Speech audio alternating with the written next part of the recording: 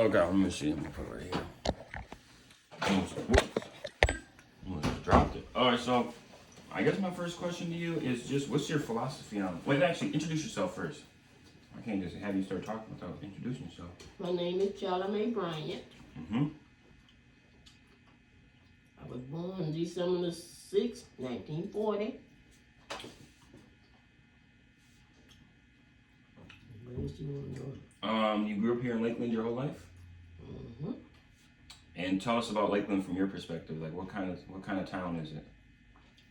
Lakeland is a town that it's a nice town to retire because it's very quiet, nothing to do. When you get tired of the city, it would be a nice place to come and retire and get away from the hustle and the bustle of the city life. Because it's very kind of laid back town. Everybody know everybody.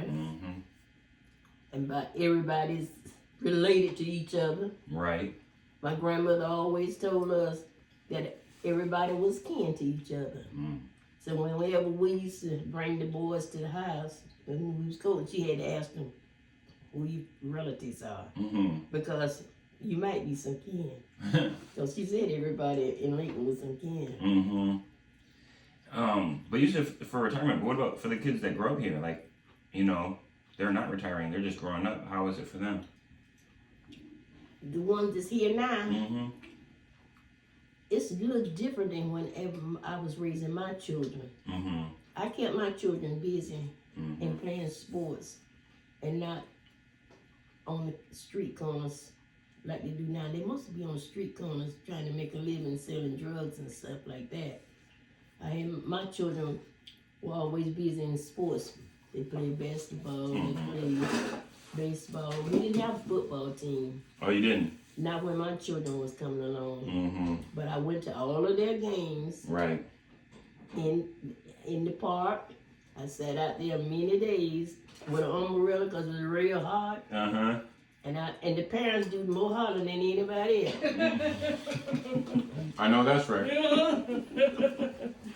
When you can tell when one of the parents children hit a home run or whatever, they holler more than anybody else. But one thing about it, I didn't fuss with the referees. I didn't do that.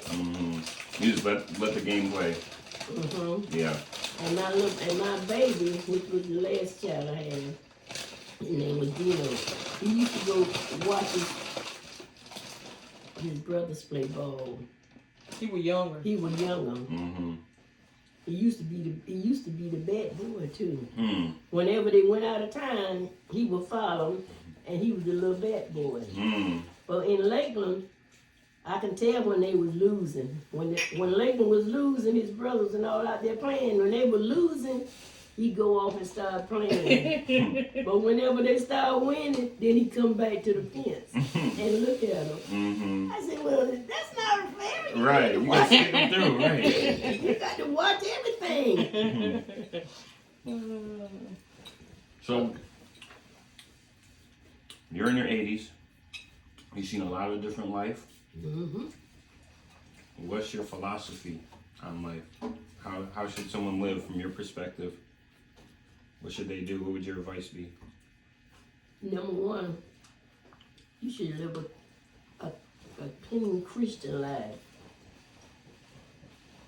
You should love your neighbor as yourself.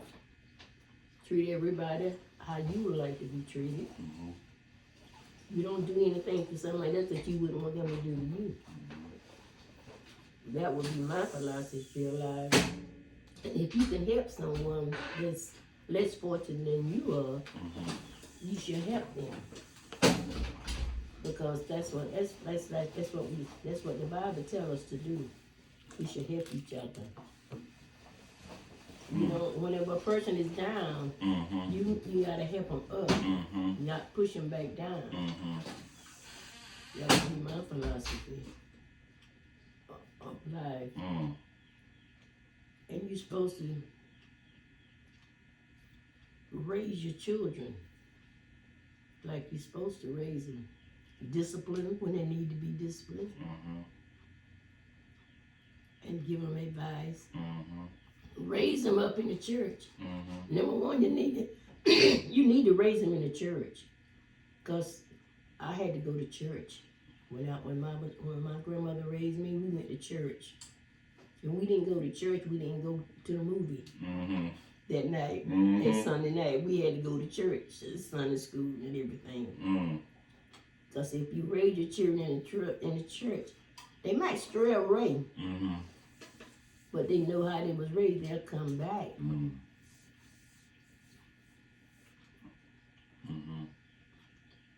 That's my philosophy. That's beautiful.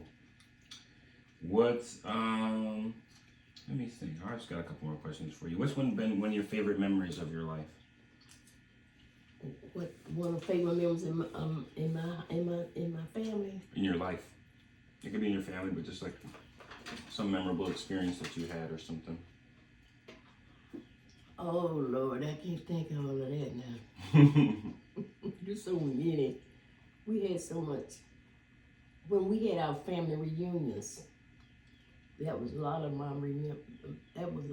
of them. When we had our family reunion and meeting family members we had never met before, and that was one of them.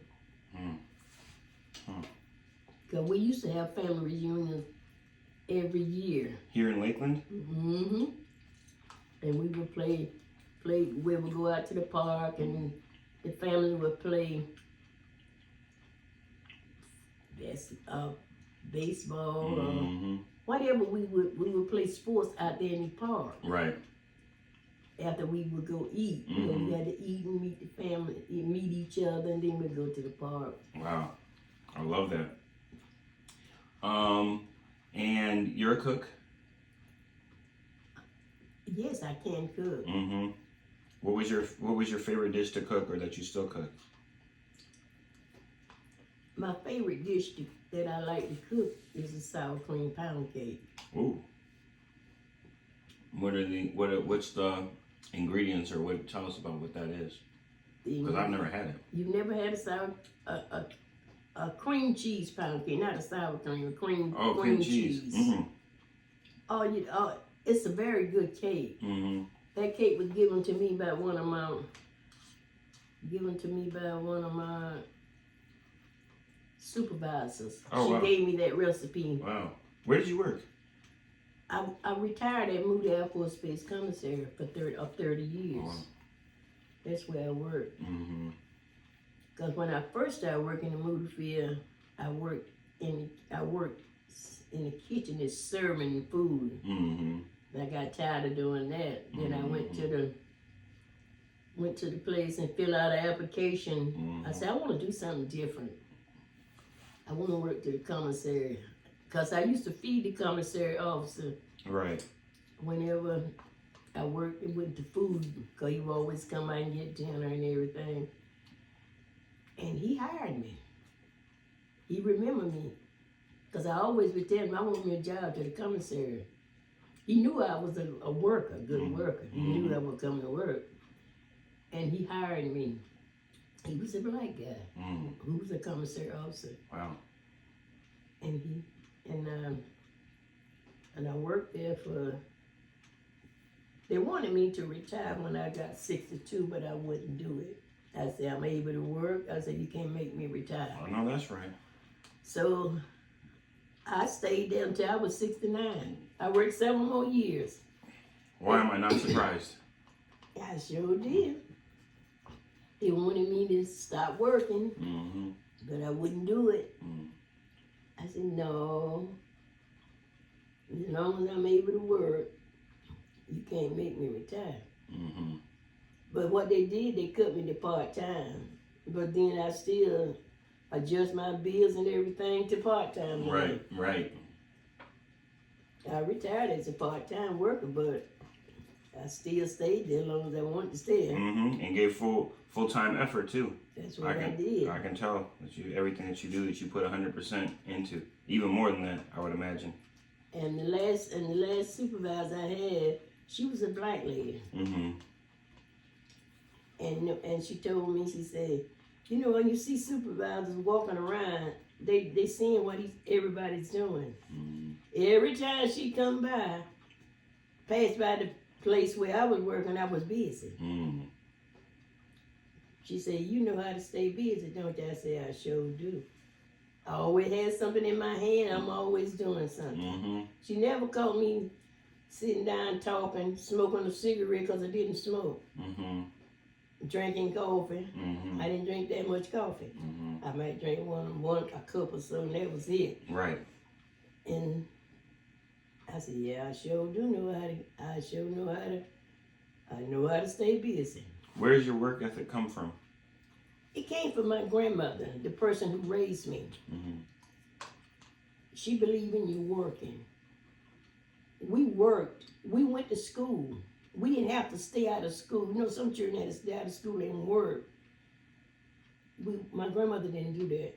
We went to school every day. We only worked in the summer months. In the summertime is when we went to work. When we worked in the summertime, which the kind of work that we did doing that, we worked in tobacco and worked in cotton and whatever we did. We worked in tobacco, and we saved our money. No, every day we worked, we gave our grandmother half of the money, and we kept half, and we saved that money, and we bought our school clothes with it. Wow. That's how we had to do. And where was that? Right here in Lakeland. Oh my gosh, yeah. But we was living in another house. Right, right. So, my final question for you is: what's your freedom dream for the world moving forward? What would you like to see for the future of the world? I would love for the world to go forward. Look like me, they're trying to go backwards. They're trying to bring things back when I was a child. But the young folks now, they're not gonna go for that. Yes. Y'all not going for that. But look, if we get Trump in there, Trump gonna bring us back to the 1930s, right, or the 20s, because he kind of seen he wants to go backwards instead of forward. We need the world to go forward, not backwards. He wants to be a dictator. We don't need no dictator. We living in a democracy, a freedom. We're supposed to be having a freedom of speech and freedom to do things. But it kind of look like Trump don't want us to have no freedom. He wants us to be like Russia. Right. Right. He want to be like Putin. That's who he want to be like. Yeah. And I just hope all the young folks would get out and vote. I love it. I love it. Well, thank you for this interview and welcoming me into your beautiful home. And that's all I got for you, unless you got anything else for me. I just enjoyed you to the highest. She didn't know you were coming. Yes, I did. You did. But I didn't know he was coming along with you. Oh, okay. Because Ashley told me that RB's son is coming by, but I didn't know when. Okay. Oh, and I just love you. Thank you. So they're morning people, aren't they? They're full awake. And I enjoyed you too. I appreciate that. You met Uncle Benny. Yep, I met all of them. And I really just appreciate just your stories and just like everything about y'all. You know what I'm saying? Like you're so special and so unique, and you know, especially at your older age, it's like you're not gonna be here forever. So it's like to hear your stories and your experiences, for me, is really important. Yeah. Well, thank you for sharing all that. I'll cut the camera off now so you can be back to not a celebrity anymore. Even though I know you are. You got a legend as tall as the tallest tree in this area. When you go to that house, be careful. I was actually expecting you to be more like Ami or something like that. They described you like a pit bull. I was like, oh, Lord, I'm finna get torn to pieces when I come in here. Her should be butting heads. I can't be a pit bull. I told you I thought you was 7 feet. Right.